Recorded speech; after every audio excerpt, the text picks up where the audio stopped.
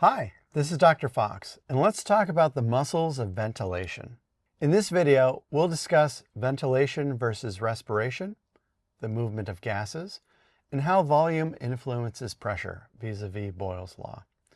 We'll also describe the diaphragm and its relationships to the thoracic and abdominal cavities, its shape, its innervation, and how it drives ventilation. Finally, we'll discuss the accessory muscles of ventilation and how they influence either forceful inhalation or exhalation. Ventilation is the process of moving air in and out of the lungs, and moving air specifically in and out of the alveoli. In order to have that exchange be meaningful, the exchange has to go down to the level of the alveoli so that gases can cross the respiratory membrane and oxygen and carbon dioxide can be exchanged with alveolar capillaries. Now, this process is going to be governed by Boyle's law. Boyle's law states that pressure is inversely proportional to volume, meaning the greater the volume, the lower the pressure. The lower the volume, the greater the pressure.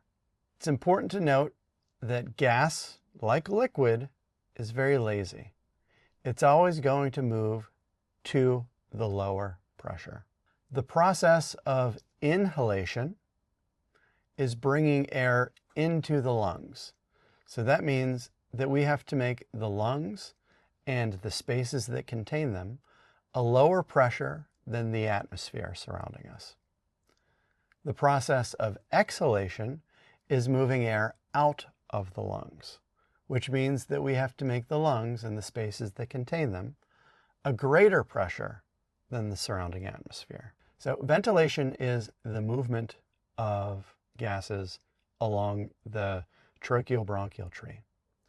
Respiration is the exchange of gases, oxygen and carbon dioxide, across membrane. So we have internal respiration, where we have the movement of oxygen and carbon dioxide across the walls of alveoli and alveolar capillaries. And then internal respiration, where we have the movement of gases across a cell membrane. So from the capillaries of metabolically active tissues through the interstitial fluid and across the cell membrane.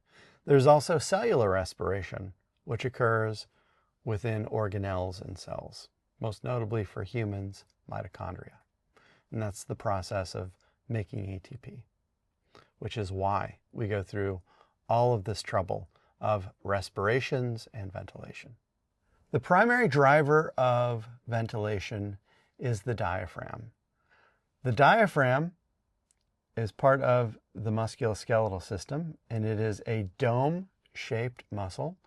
There are two diaphragms, hemidiaphragms, one on each side, and they are innervated by the phrenic nerves. The phrenic nerves are contributions largely from the cervical plexus, comprised of contributions from cervical nerve roots 3, 4, and 5. And you can remember that by the mnemonic 3, 4, 5 keeps the diaphragm alive. The diaphragm has a rather bimodal shape to it, so two little bumps there, as you can see. And in between the two is the central tendon of the diaphragm, to which the pericardium attaches. And we have the inferior vena cava attached to the heart, driving blood back to the right atrium. So as the major driver of ventilation, whenever the diaphragm contracts, it moves inferiorly toward the abdominal cavity, and as a result, it makes the thoracic cavity larger. By making the thoracic cavity larger, it makes the pulmonary cavities larger. By making the pulmonary cavities larger, that's going to decrease the pressure and lead to inhalation. By just passively relaxing the diaphragm, that increases the pressure in the thoracic cavity, thereby causing exhalation. So that's just regular diaphragmatic breathing, just out without you even thinking about it. We can also have forceful ventilation as well. Forceful ventilation is a phenomenon of accessory muscles.